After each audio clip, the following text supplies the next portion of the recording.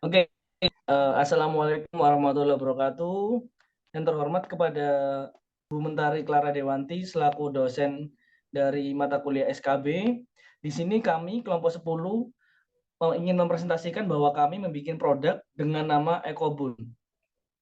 Dari kelompok 10 tersebut terdiri dari saya pribadi, yaitu Faiz Sumaradi, dan juga ada Fania Amanda, Karina Sanggraini, kemudian Revinda Gaisa Safitri, Jemima Angela Setiana, serta Adelia. Oke, next.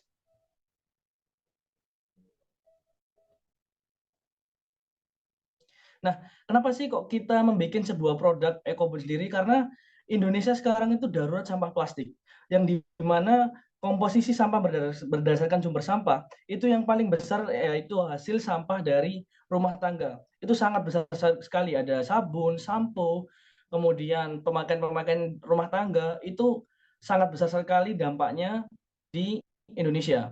Dan juga ini adalah ada berita yang dimana menyebutkan bahwasanya Indonesia itu sudah darurat sampah plastik yang dimana sehari itu mencapai 64 juta ton, nomor 2 terbesar di dunia. Dari hal tersebut kita membuat sebuah inovasi yang dimana sabun ramah lingkungan terbuat dari bahan-bahan alami dan seperti itu. Oke, next.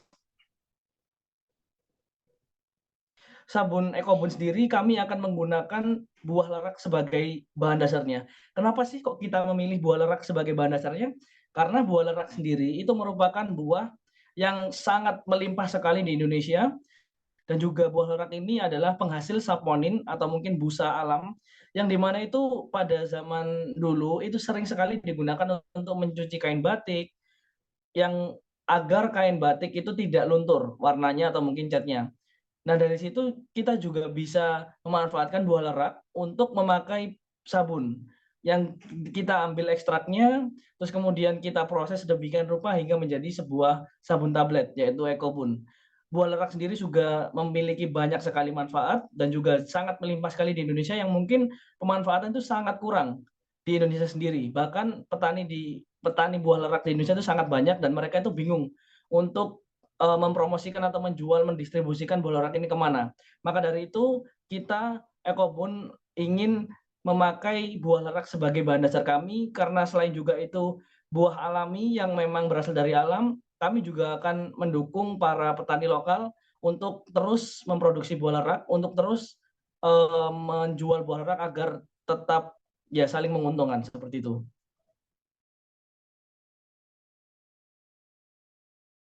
Nah, bagi teman-teman yang penasaran gimana sih bentuknya EcoBun, nah di sini kami beliput menampilkan gambar dari bentuk dari sabun EcoBun kami. Bisa terlihat di sini tuh bentuknya tuh tablet yang berbentuk heksagonal. Nah, ini tuh konsepnya seperti bath bomb. Jadi teman-teman tinggal memasukkan tablet ini ke dalam air, lalu setelah itu sabun ini sendiri akan berbaur dan juga tercampur dengan air sehingga dapat digunakan sebagai sabun.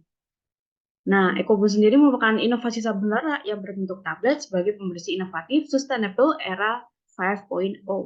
Next.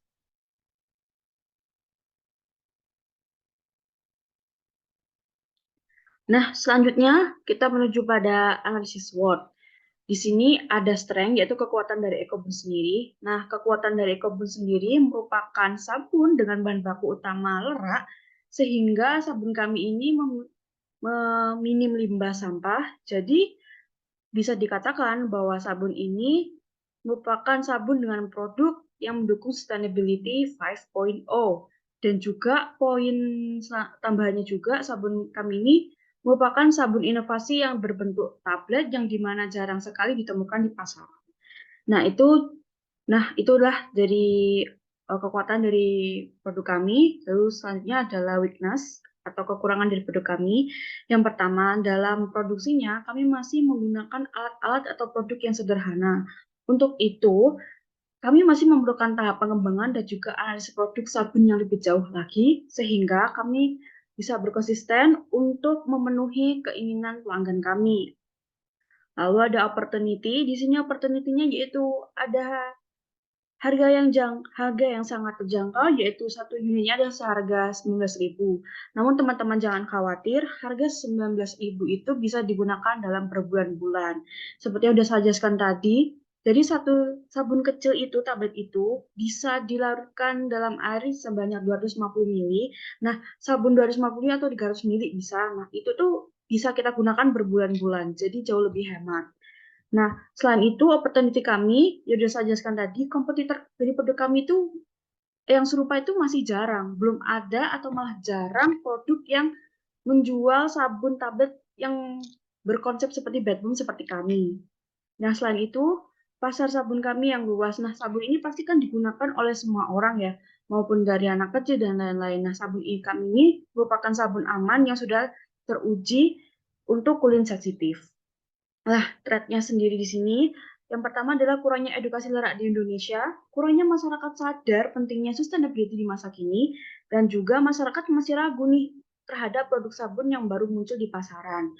Nah, untuk menjawab thread dari produk kami, ya yang pertama kurangnya edukasi lerak di sini. Nah, kami Ekobun sendiri memiliki akun Instagram di mana di sana kami aktif sekali berhubungan dengan pelanggan kami.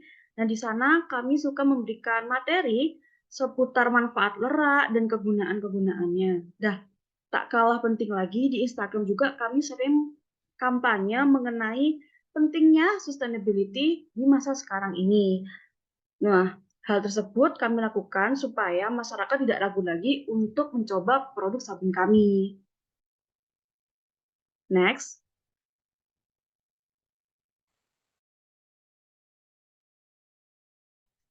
Ya, ya, selanjutnya yaitu dari sisi STP produk.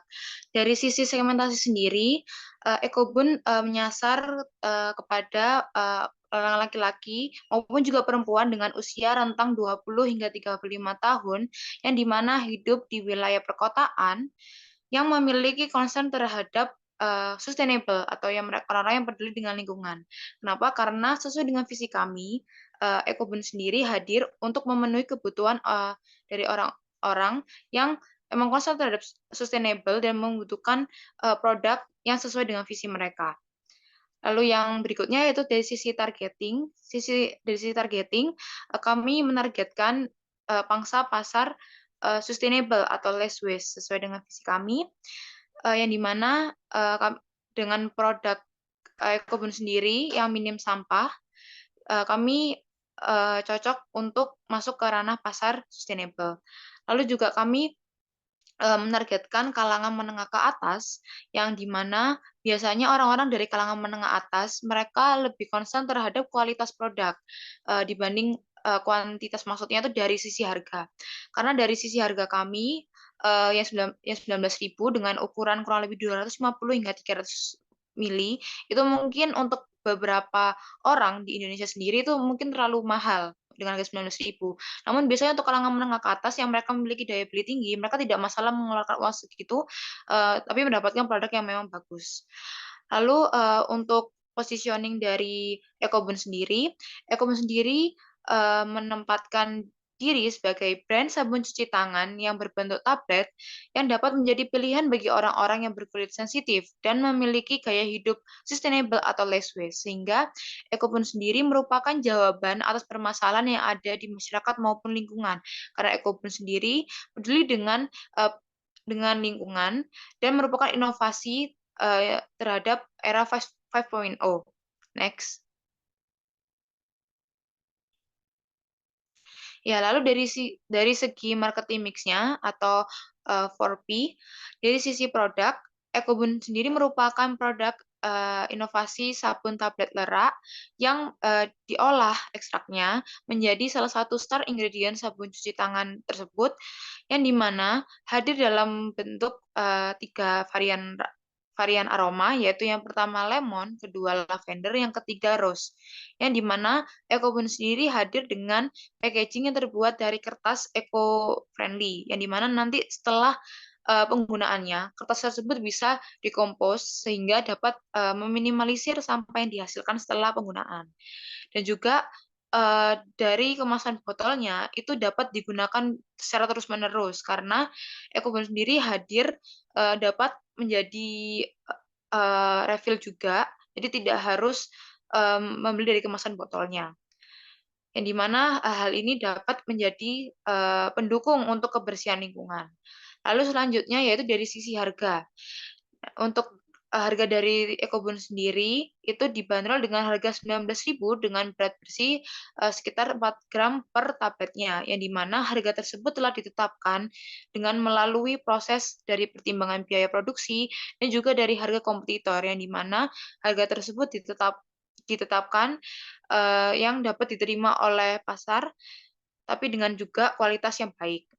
Lalu selanjutnya yaitu dari sisi promosi. Dari promosi Ecobon sendiri kami menggunakan dua macam, yaitu dari sisi online dan juga dari sisi offline. Yang dimana dari sisi online kami menyasar menggunakan sosial media, yang dimana kami menggunakan Instagram, WhatsApp, TikTok, dan juga Facebook. Dari sisi Instagram dan TikTok sendiri, kami melakukan soft selling dengan membuat konten-konten yang berhubungan dengan sustainable atau berhubungan dengan apa yang lagi tren yang bisa diterima masyarakat.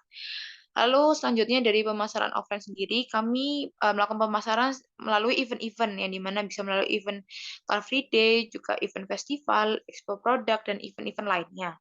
Lalu yang terakhir yaitu dari sisi place, yang dimana Ecobon sendiri untuk tahap awalnya melakukan penjualan dari via e-commerce, yaitu Tokopedia, Shopee, dan Lazada. Karena dengan melalui e-commerce sendiri kami bisa menjangkau pasar yang lebih luas.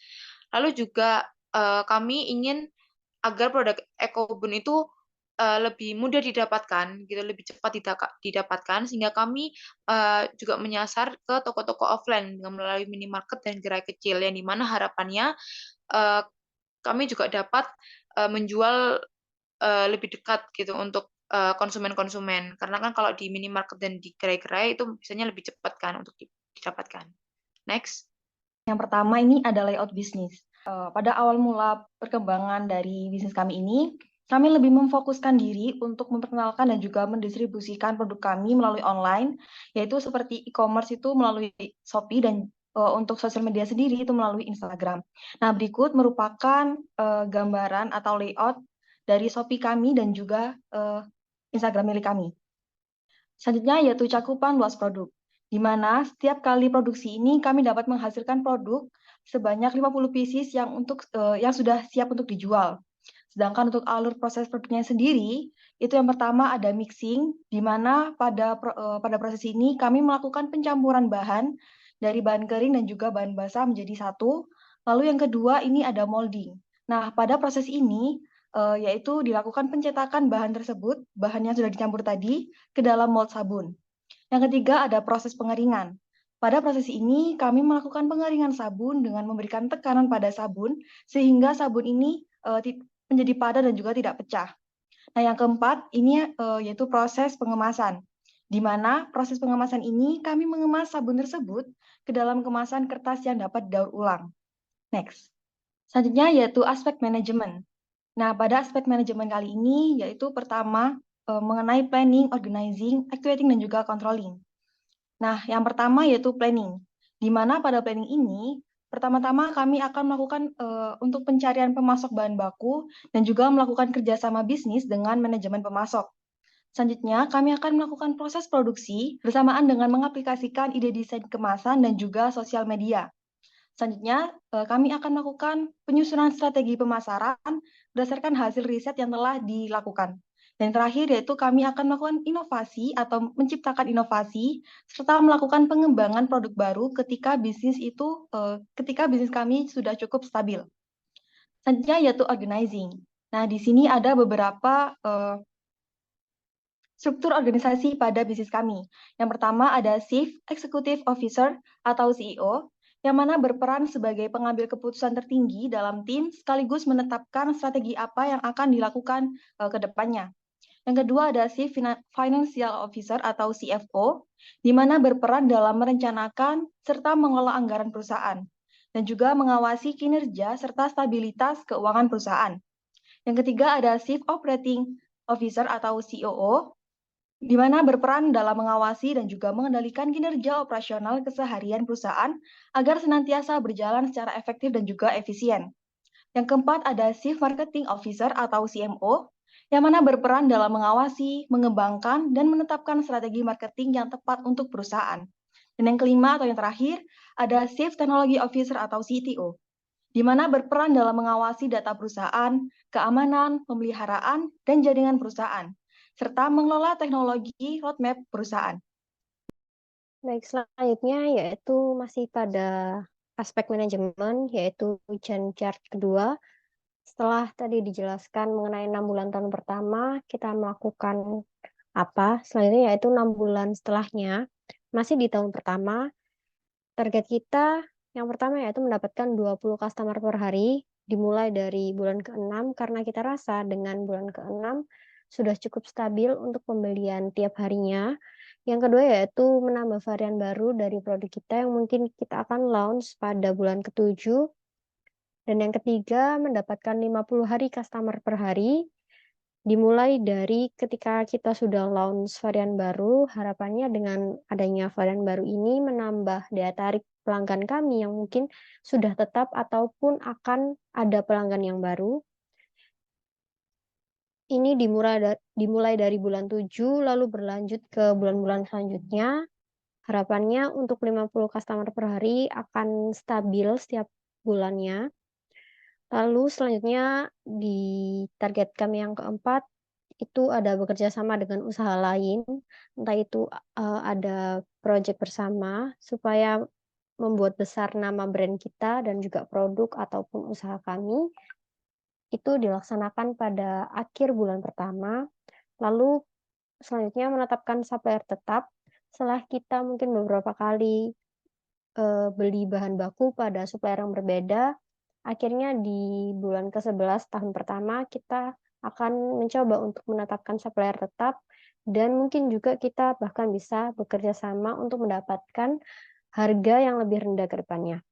Nah, selanjutnya ada mendapatkan customer lebih dari 50 per hari dengan followers IG yang mungkin kita udah dapatkan yaitu sebanyak 1.000 followers. Hal ini kita tetapkan pada tahun bulan awal di tahun kedua.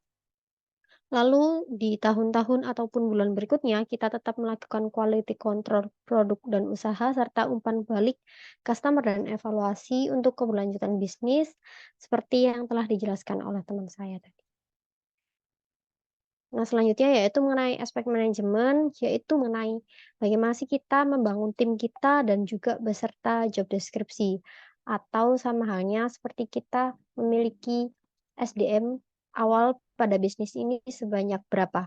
Yang pertama ada Faiz Sumarhadi sebagai CEO atau Chief Executive Officer dengan tugas kurang lebih sebagai pengambil keputusan tertinggi dan juga apa-apa yang akan kita kerjakan atau dikendalikan oleh CEO kami. Selanjutnya yaitu ada Revinda Kesha Savitri sebagai CFO atau Chief Financial Officer. Dan di sini Revinda berperan dalam merencanakan, mengelola anggaran, serta mengawasi kinerja. Jadi entah itu perihal anggaran ataupun pemasukan pendapatan nantinya akan diurus oleh CFO kami. Nah, selanjutnya yaitu Jamie Manjalstana atau saya sendiri sebagai CMO atau Chief Marketing Officer dengan peran mengawasi, mengembangkan, serta menetapkan strategi marketing yang tepat untuk perusahaan, baik itu mengenai produk kami, memperkenalkan awal ke customer, hingga bagaimana usaha kami mampu menjangkau dan besar dengan nama produk yang telah kami buat ini. Selanjutnya yaitu Fania Amanda sebagai COO. Dan di sini kami memiliki COO 2, yang CEO pertama berperan dalam mengawasi dan mengendalikan kinerja operasional keseharian perusahaan agar senantiasa berjalan secara efektif dan efisien. CEO kedua yaitu ada Karina Sanggareni, itu juga memiliki peran yang sama. Jadi mulai dari awal produksi, mulai dari bahan baku mentah hingga jadi, ataupun produk ini hingga akhirnya dapat siap untuk diberikan ke dalam pelanggan, ke tangan pelanggan, itu nantinya akan menjadi tanggung jawab dan peran dari kedua CEO kami. Dan yang terakhir ada RAY Adelia sebagai CTO atau Chief Technology Officer yang berperan dalam mengawasi data perusahaan, keamanan, pemeliharaan, dan jaringan perusahaan, serta mengelola teknologi roadmap perusahaan. Nah, baik, sekian presentasi dari kami dan pengenalan kami mengenai produk Ecobun. Cukup sekian dari produk yang kita banggakan Ecobun. Terima kasih.